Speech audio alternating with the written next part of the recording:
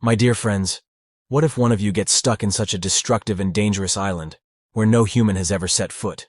And at the same time, the island is so dangerous that even a small creature like a chit is as big as a 30-story building. In that island, such deadly animals were found that would become enemies of your life, but you could not do anything even if you wanted to. That's how we're going to see in today's story. The name of today's story is Kong Skull Island. This was the year 1944 when Lieutenant Hank Marlowe's plane crashed at an unknown place in the South Pacific. But he already gets down from the plane through his parachute. But then he suddenly sees that a Japanese plane also crashes with him.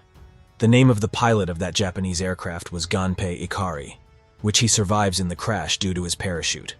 Being from an enemy country, Hank Marlowe points his gun at Gunpei Ikari.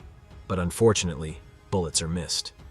Just then, Ikari takes out his gun and chases Hank Marlowe with great cruelty. They are both running in a dense forest, and then they go to a big rock and fight as if they will kill each other today. Just then, while fighting, Ikari drops Marlowe to the ground. As soon as he starts attacking Marlowe, he is very scared and surprised to see a giant monkey rising up because both of them had never seen such a supernatural creature before. The story then goes straight to 1973, when government official Bill Ryanda and geologist Houston Brooks go to Washington, D.C. to get money for a mission to the recently discovered island called Skull Island. He meets Senator Willis for money, but Willis is not impressed with such a campaign. But Ryanda and her partner somehow convince Weilish.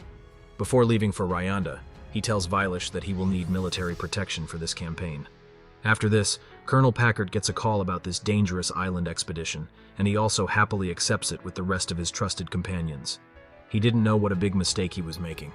After that, Rinda and Brooks go to a bar, where he meets a former British Special Air Service captain named James Connerand, where he tells his story to Rinda, so that he gets very impressed with Connerand and starts thinking that he will join this mission too.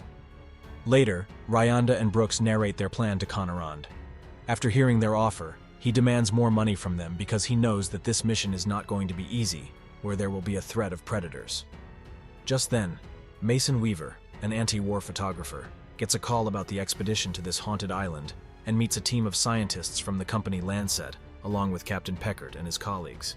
This includes Brooks' partner San Lin and Landsat employee Victor Knights.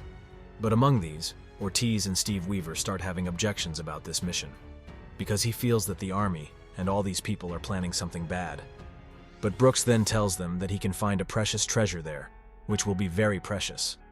After that, the entire team takes a large ship to the sea before taking the helicopter to the island, and from there the helicopter takes off. Those helicopters will have to go through the clouds to get inside the island, which creates a very scary storm. But despite this storm, these people reach the island, cross the storm and fly in the area on a helicopter after a tumultuous journey in the storm. Meanwhile, instead of not taking such a precious opportunity with her hands, she takes photos with her camera, while the rest of the soldiers start exploding in the forest.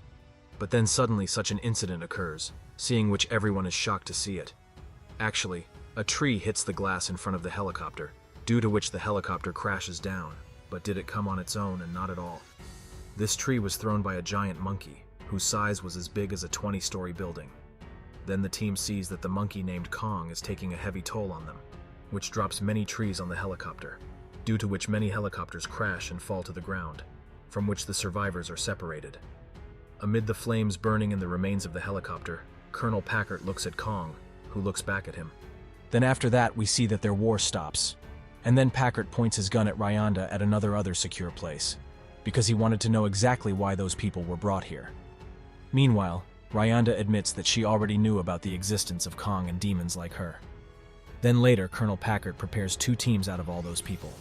The first team consists of Connerand, Weaver, Brooks, Lynn Slitico, and Nitz, while the second team consists of Ryanda, Packard, Mills, Cole, and other soldiers. The soldiers start looking for Chipman, who was missing somewhere during the battle with Kong. As soon as the soldiers pass through the bamboo forest, suddenly a soldier stops, but that soldier loses his life, because a bamboo tree pierces its mouth. They have a spider on them, which attacks them for food. That spider pulls a soldier up with him, but that soldier somehow rescues you from it. And the rest of the soldiers cut off the spider's legs, and Packard shoots the spider in the stomach, after which it dies. Then we are shown that the anonymous soldier Jack Chapman is near a river. There, he sees King Kong near the river, taking care of the injury on his hand that he suffered in a fight with a helicopter. Kong is drinking the water of the river when a giant octopus attacks him, but later Kong wins the battle between the two. Then next we see that James Conrad's team is surrounded by native aborigines. There he sees an old soldier who had been stranded on this island for 28 years. He was the same soldier whose plane initially crashed Hank Marlowe. Marlowe tells Conrad that the aboriginals and the Kong themselves are no harm to us. Rather, Kong is protecting us from the terrible monsters who are killing everyone here. They have also killed Kong's family members. Marlowe knows him by the name Skullcrawler. Marlowe explains that some crawlers have come up due to the explosion from the helicopter, but these are small crawlers, and the big ones are still down. Then it is shown that Jack Chapman is still walking alone. Then he gets tired and sits on a wood, but that wood is a strange creature.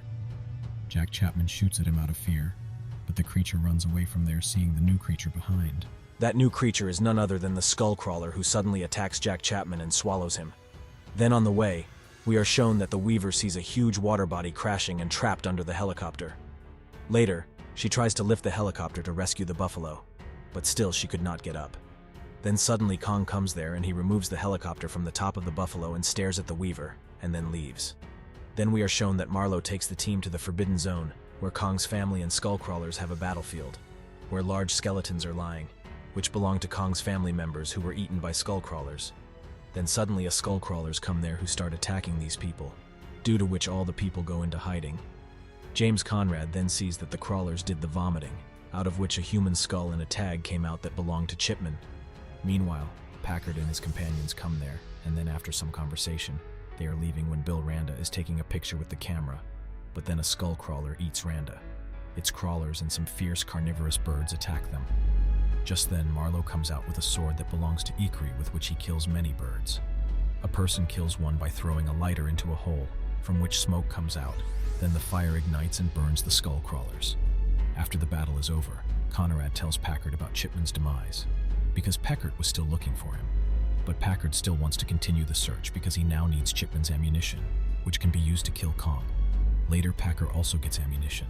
Then that same night, he lays an explosives trap for Kong. However, Packard also manages to trap Kong in his plan, and completely burns Kong in the fire. Even after this, Packard wants to explode the remaining ammunition on Kong, but Conrad and Weaver stop him from doing so, explaining to other people that Kong is very important for us to stop Skullcrawlers. Other soldiers also accept this, and turn against Packard.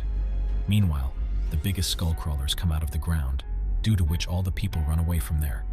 But he stops to detonate the Packard's explosives. But by then, Kong regains consciousness in an unconscious state, and crush it under his hand and kill the Packer. Just then, all the survivors run to the banks of the river because Skullcrawlers are lying behind them. But then, a soldier named Cole starts killing the crawlers with his explosives, but the crawlers kill him too. Then the crawlers start going towards the remaining people, but then King Kong comes there. Due to which there is a heavy fight between the crawlers and the Kong, due to which the Weavers accidentally fall into the river.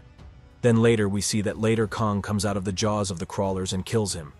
When the Weaver, which was in Kong's hand, came out of the river, Kong leaves it near Conrad.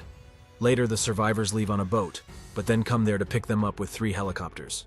King Kong, on the other hand, keeps an eye on you to continue protecting the island. He clenches his fists and roars. And after 28 years, Captain Marlowe returns to his house, where he sees his wife, and then finally meets his eldest son.